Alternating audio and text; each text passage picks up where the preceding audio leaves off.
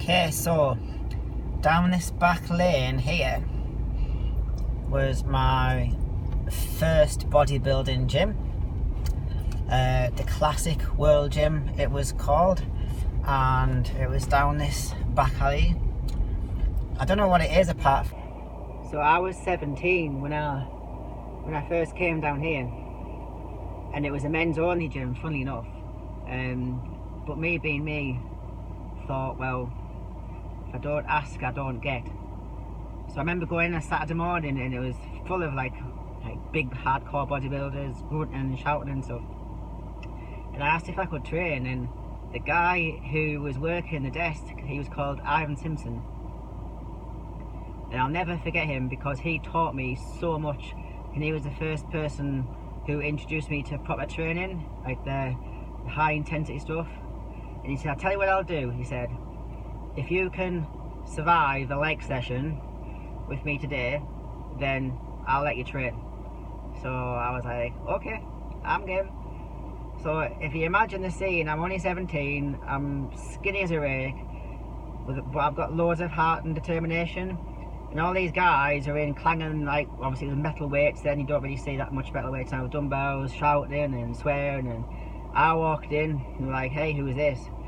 So anyways, long story short, Ivan put me through a leg session. It was like, holy shit balls, like, this is awesome. And I really loved it, but I never give up. He pushed me and he pushed me, and I never cracked. Now the finishing exercise he had me do was walking lunges, and the way the gym was set up, it was like you had to walk basically around the perimeter of the gym. So I was finishing off doing these walking lunges, and all the guys had stopped and were watching and seeing if I'd crack, but I didn't, and I made it. And then Ivan said, okay, you're in, I'll train you and I'll look after you. And that was it. So yeah, so 17 years old is where I began here at my first proper bodybuilding gym. So going on from my first bodybuilding gym, it was around that time I decided to go to university to do my sports science degree. However, I didn't want to move away from home, excuse me, for the simple fact that it would affect my training, and I wanted to be able to just travel each day. So I made the decision to go to Teesside University. So at that point, I switched gyms, and it was easier for me to travel to Elwood's gym, which was in Peterlee. But it wasn't Eddie's gym; it was Eddie's dad's gym, in the Pit Village, and they made me very welcome.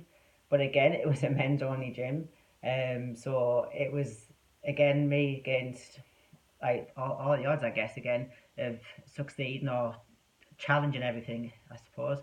But Eddie's dad, Eddie's mum was super helpful. So yeah, I trained there, got changed in the car, in the car park. I went there straight from university each time I went to train. So after that, I left to go to another gym when I left university. And again, this was well, it wasn't labelled a men's only gym, but it was predominantly a men's gym, run by the late Derek Browning, Popsy bless him, rest his soul. And he took me under his wing for a good few years. And his gym was above a baker's shop in a little small pit town again. Again, upper back alley, upstairs. I think that's a common theme amongst lots of bodybuilders. The gyms are like down back alleys. But these are the best hardcore gyms around. Right? None of these fancy things that we see now. We're very lucky now.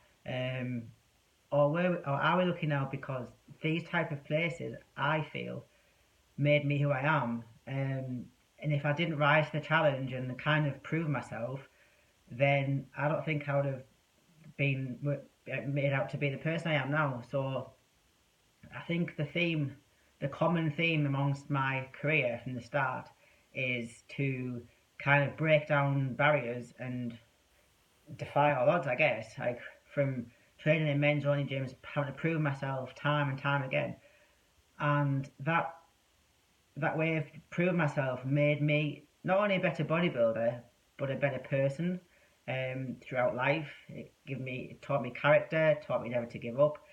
And yes, I get a lot of that is from genetics as well. Like my family are the same way, so that's passed on. But the work ethic to never give up and to prove people wrong is something I've always done.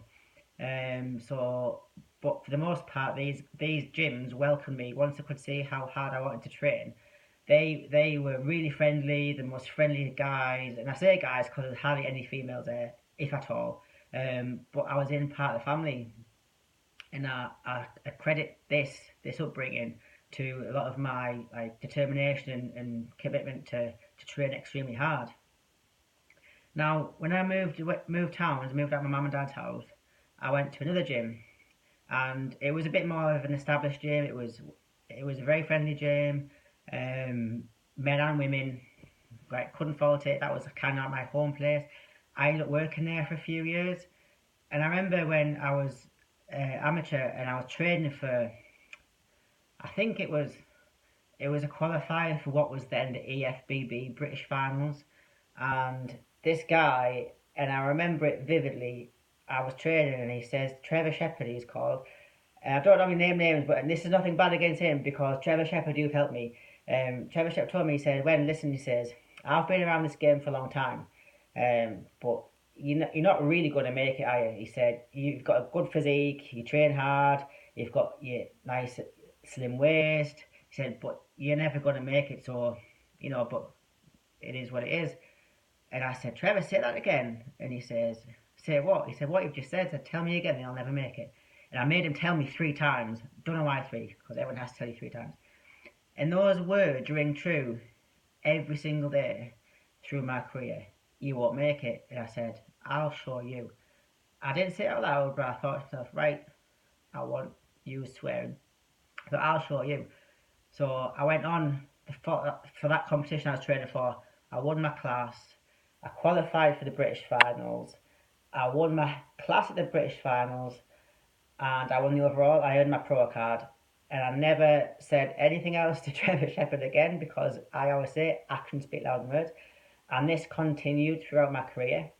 So what I'm trying to say is, yes, things might be hard and things aren't easy at first, and you always constantly think about you're not meant to succeed, as in it's an uphill challenge. Well, yes, it's an uphill challenge, but things that are difficult and all these obstacles make you a better person, and they help in later life. You might not see it now, but later on in life, you will become a better rounded, stronger person for it. That will help you in all aspects of life. So never give up.